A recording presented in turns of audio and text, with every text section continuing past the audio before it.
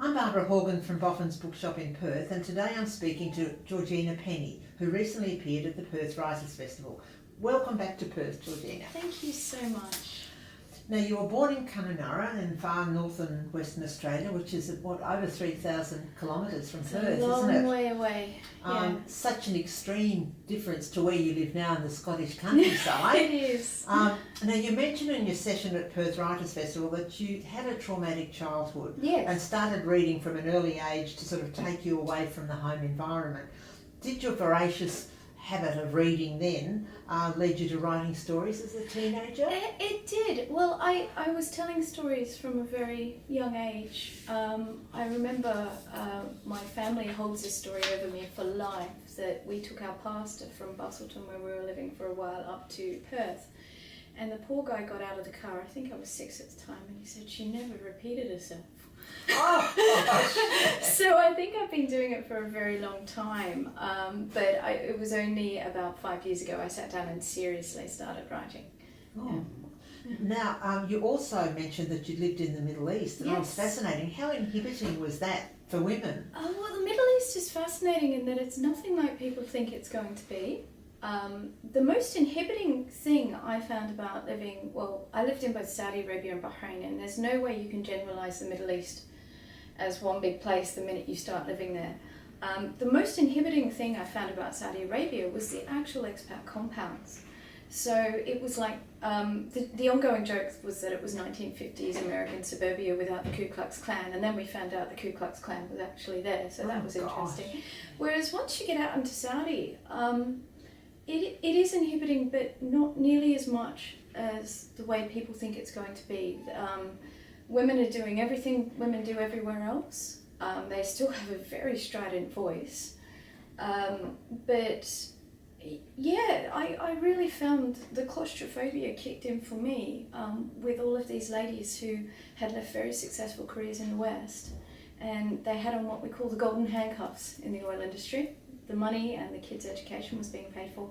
So it was a phenomenally competitive environment where we lost our definition. Suddenly we were all just women and wives instead of lawyers, doctors, nurses, you name it. So it was... So were there reading groups there? Not really. I don't think so. And if there were book clubs, I didn't come across any.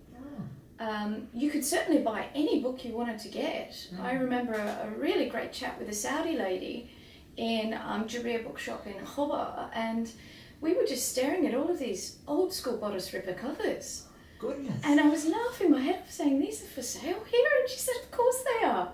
She was a Nagabi and she was showing me where you can find all the books, and as long as they were in English, you could get them. Gosh. Yeah. Now, your novel Fly In, Fly Out, it's captivating, and the engineer Joe Blaine is the central character. What made you decide to have a very striking lady with a fly in, fly out job whose home base was in Perth? Okay, well, I'm surrounded on a regular basis by strong women. The oil industry is full of trailblazing ladies. My husband's best friend is a FIFO, or was a FIFO lady. She now manages Halliburton on the east coast of America. Goodness. She went from FIFO to that. Phenomenally challenging job in itself. So I've been hearing FIFO stories for years, and the women I know and the women I meet on a regular basis are very, very strong women. So it was sort of a no-brainer for me.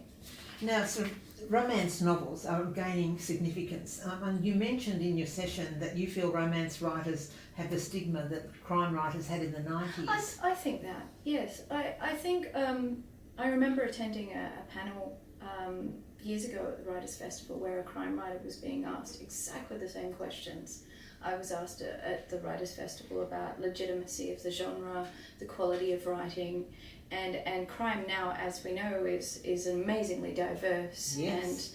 And well written, sometimes not so well written. It's a huge genre, and I think romance is exactly the same, and people are coming to terms with that and accepting that. Fair enough. Now, you in Fly In, Fly Out, you vividly portrayed a sense of place both in Perth and in southwestern Western Australia, which was the sort of focus. Yeah. Did you decide on locations for your novel, or Joe's occupation and when you began the novel? Which came first? That's so challenging. That's a really full-on question.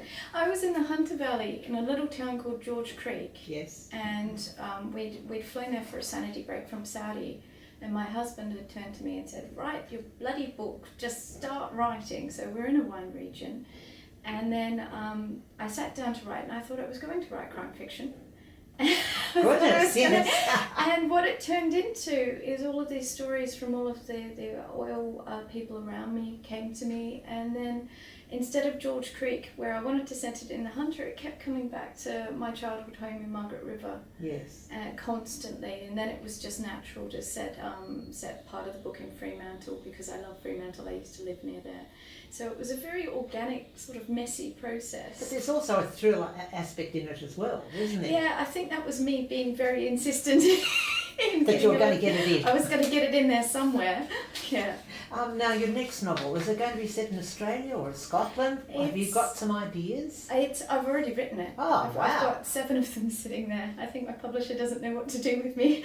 I've got the one coming out in February next year is set in the southwest of Western Australia, and it continues. It's a standalone novel, but it continues the Heidi family story, and it's the older brother Clayton.